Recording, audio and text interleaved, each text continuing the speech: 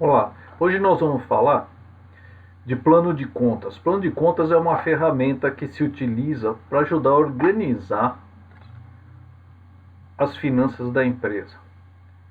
Se você olhar o saldo bancário, o extrato bancário no aplicativo do seu banco, por exemplo, você vai ver que tem lá entradas e saídas e alguns deles estão identificados quando você vai fazer a transação e identifica, dá um nome para aquela transação.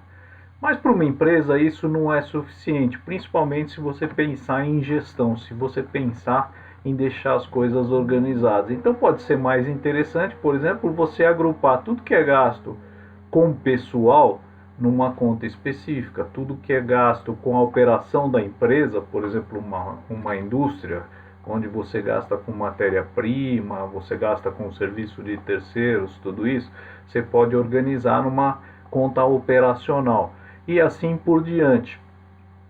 Se você quiser mais detalhe, por exemplo, no pessoal, você quer saber o que foi adiantamento de salário, você consegue criar as subcontas. Então, vamos ver no nosso sistema como que isso é possível fazer. Primeiro, nós temos as listas aqui e contas contábeis, que dá nessa tela que nós estamos mostrando aqui.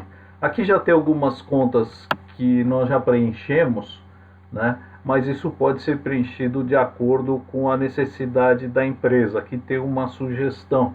Então a gente tem uma conta onde entra todas as despesas com o pessoal, uma conta com a parte administrativa, por exemplo, material de escritório, água, aluguel, luz, uma parte operacional que diz respeito, por exemplo, os gastos da empresa. Se for uma indústria, pode ser fornecedor de matéria-prima, serviços.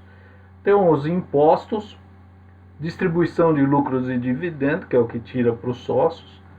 E acima da conta, incluindo 50, são os recebimentos. Isso daqui nós assumimos esse padrão, que uma conta acima de 50 é recebimento e ela pode ser subdividida. Como eu falei, cada conta dessa pode ter as suas subdivisões.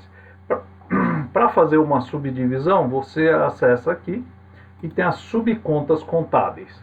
Né? Dentro das subcontas, você vai especificar de qual conta que ela faz parte. Então, por exemplo, a conta 1 faz parte do pessoal, como a gente viu anteriormente, e aqui está como adiantamento de salário. Então, a conta 1, a subconta 001, é adiantamento de salário.